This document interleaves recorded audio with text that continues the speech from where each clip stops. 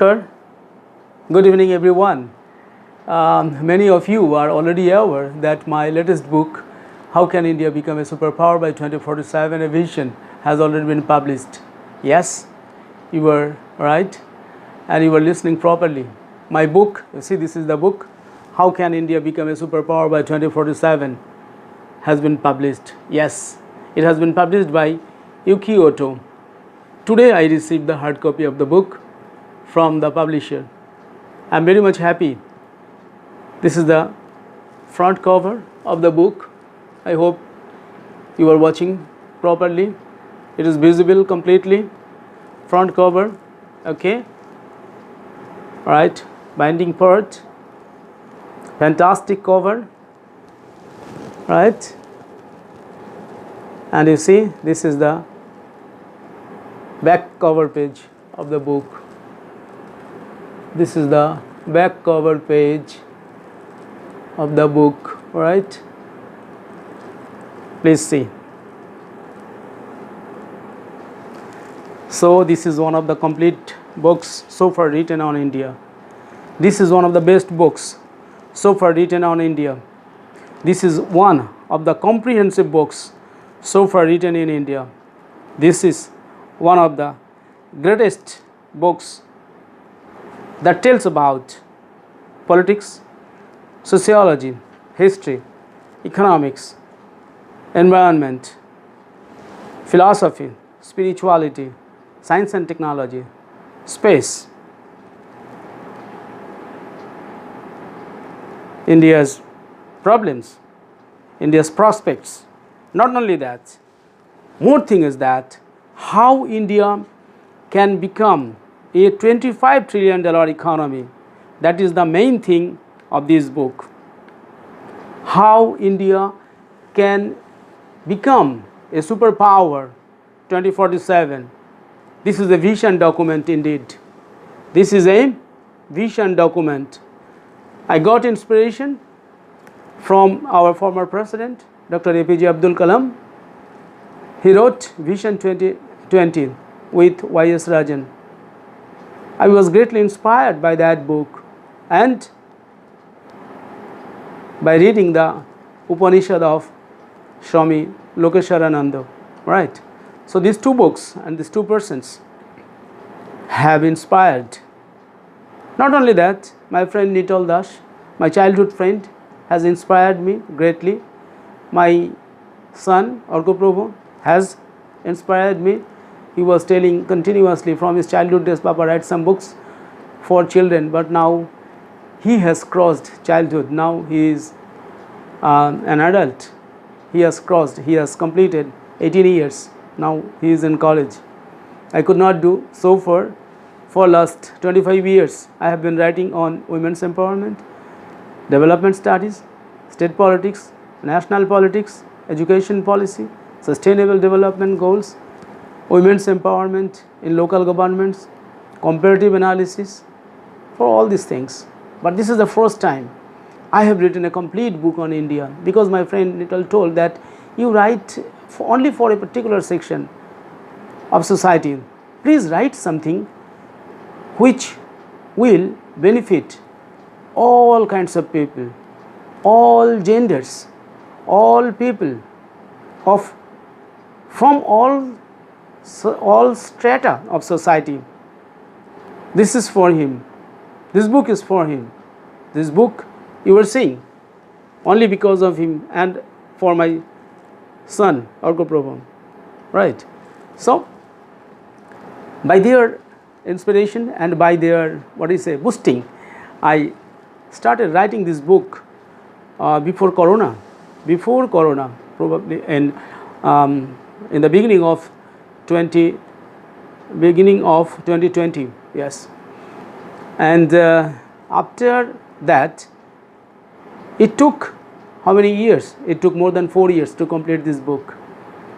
It was very difficult for me to publish the book because, being a teacher of a school, it is very difficult to find a good publisher, because the good publisher always want to publish the books from the university professors. They need references. Very few nowadays in the world can judge the real scholar. They only see the face value. They only see the position you are holding. They only see the posts you are holding. They only see the money you are having. They only see the institution you are running. All those things. This is an answer for all of them. Yes. This book contains how many pages?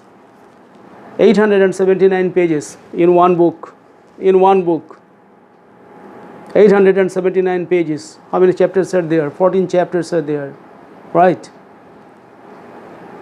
Today I would like to tell you why you should read this book. What is the importance of reading this book? What is the significance of this book? Right? Let me read from my book. You will find in page 44, 45 and part 46. Let me read.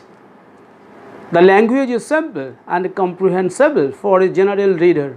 Number 1. Number 2. The book is written in first person singular number to build a direct connection with the readers. Number 3. There is ample inspirational, educative and entertaining food for children, mothers, college and university students, middle-aged persons, aged persons, general readers, teachers, scholars of development studies and policymakers. Number 4. There is conceptual clarity in every topic and there is correlation among all the topics.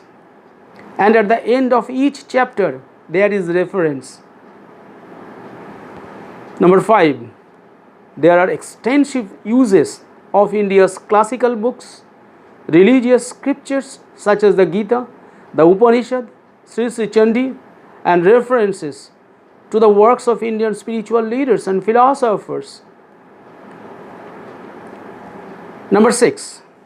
This book highlights the vastness, greatness, and the glory of ancient India. Number 7. It talks about India's freedom struggles and transfer of power. Number 8. The book talks about the confluence of spirituality, politics, and religion. Number 9. The book discusses the biodiversity, Ramsar sites, and climate actions. Number 9. It deals with gender discrimination, casteism, and Dalit discrimination still prevailing in India. Number 10. The book showcases the economic, military, political, agriculture, health, defense, science, and technological power of contemporary India. How strong India is, you will find in this book. The young students, the young people are not aware how strong India is now.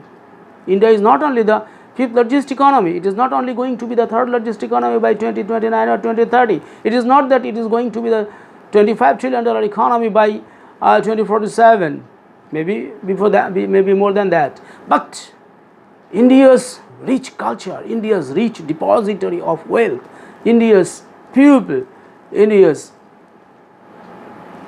human resources are great. India's democracy, India's opposition parties, India's political parties, Indian press are very, very strong. And there are many other strengths of India.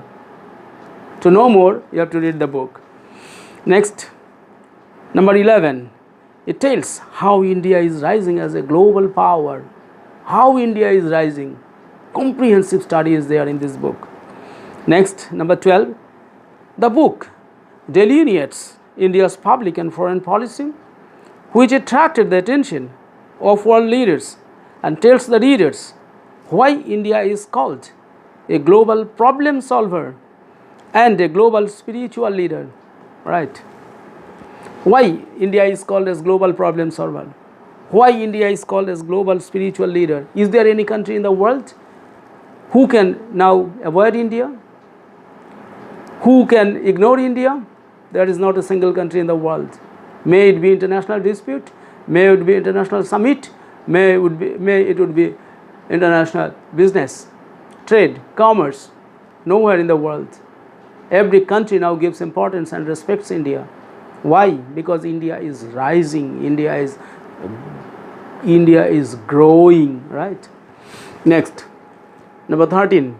It points out India's National Education Policy 2020 as the key instrument for making a skilled India, a knowledgeable India, a global manufacturing hub, and a great soft power in the days to come. Number 13. Along with all the achievements and successes of India, the book also highlights the existing challenges standing in the way of making India a superpower by 2047. Not only the glories, it has some dark sides also. Those things also I need to tell to the people. What are the darkness, what are the dark sides, what are the challenges, what are the crises in contemporary India. I should cite, and I have cited elaborately. And then in the end, there are scientific solutions to major political problems. I have given scientific solutions. What are the duties of a political leader? What are the duties of our prime minister? What are the duties of a chief minister? How Indian democracy should be? How I have portrayed here a picture of an ideal India. This is unique. You have to read this. This is unique. Nobody has said in the world so far.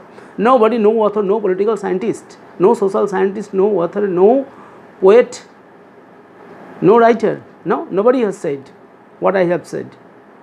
Read this. You will find joy. You will find food. Whatever you may be a political scientist, you may be a great political scientist, you may be a great social scientist, you may be a doctor, you may be a philosopher, you may be a lawyer, you may be a you may be a Supreme Court judge. Whosoever you may be, read it, you will find food. And that will help you. That will help you, your son, your daughter, your family, your friends, your colleagues, and ultimately our country. The people or the students or youths from anywhere in the world will be benefited by reading this book, right? Next, there are solutions to the economic problems of any person in the country as a whole. I said that national development can be possible only through personal development. Every individual is an unit of our country. My development means my family's development. My family's development means my society's development. My society's development means my state's development. My state's development means our national development. So the development starts from an individual. This concept I have emphatically said in this book. Right. Then there are solutions to personal problems for any person anywhere in the world. You can solve any of your personal problems. Any kind of personal problems can be solved by reading this book. So you have to read this book. You have to buy this book. You have to discuss this book. Alright, next. The book inspires young people and students to see a big dream.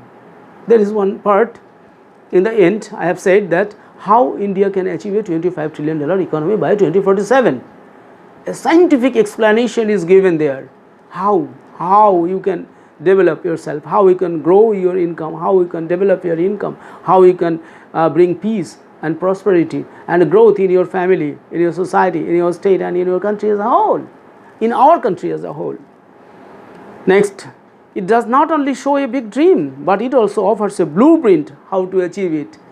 Many authors say only about the problems, or they only say about big things, but they do not say how to achieve those dreams.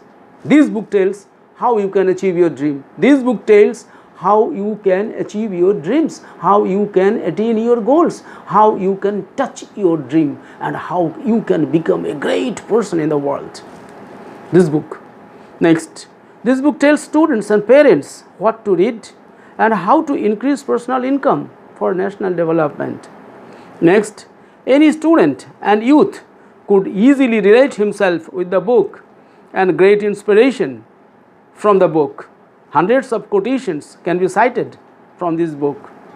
Next, The contents of the book will inspire, enthuse, and motivate people of all ages, all religions, and all genders from anywhere in the world. Next, along with references, there is a bibliography at the end of the book comprising 737 books and articles, including reports. Next, there is an index at the end of the book to easily find a topic of choice by the readers, by you. Also, there are glossary and abbreviations that will help the readers to comprehend the concept well. Next, finally, this is a one-stop solution for all your problems. One-stop solution for all your problems, and it is above all a motivational book. Read this book. At first, buy this book, read this book, discuss about the book with your friends, with your colleagues, with your children, with your grandchildren. They all will be benefited. This will help you, this will help your family, this will help your society, this will help your state, and this will help our country as a whole. Ultimately, it will help the world as a whole. So for the development of the world, I have written this book. Through personal development, through national development, the development of world is my ultimate goal, right? So I hope that you will enjoy reading this book. You will order it tomorrow itself. The book is available in Amazon. You see the book, name of the book, How Can India Become a Superpower by 2047, a vision. You write this on the Google, you will get that. You can find this book at Ukioto, www.upuoto.com. You will find in Google Books. You will find this book is available now in Netherlands. This book is available now in Denmark, Sweden, China, Japan, and Philippines, and Amazon. Definitely that will reach you anywhere in the world. So with this, I would like to conclude here. I expect you will order this book by tomorrow itself. Thank you. Thank you very much. Thank you. Thank you very much.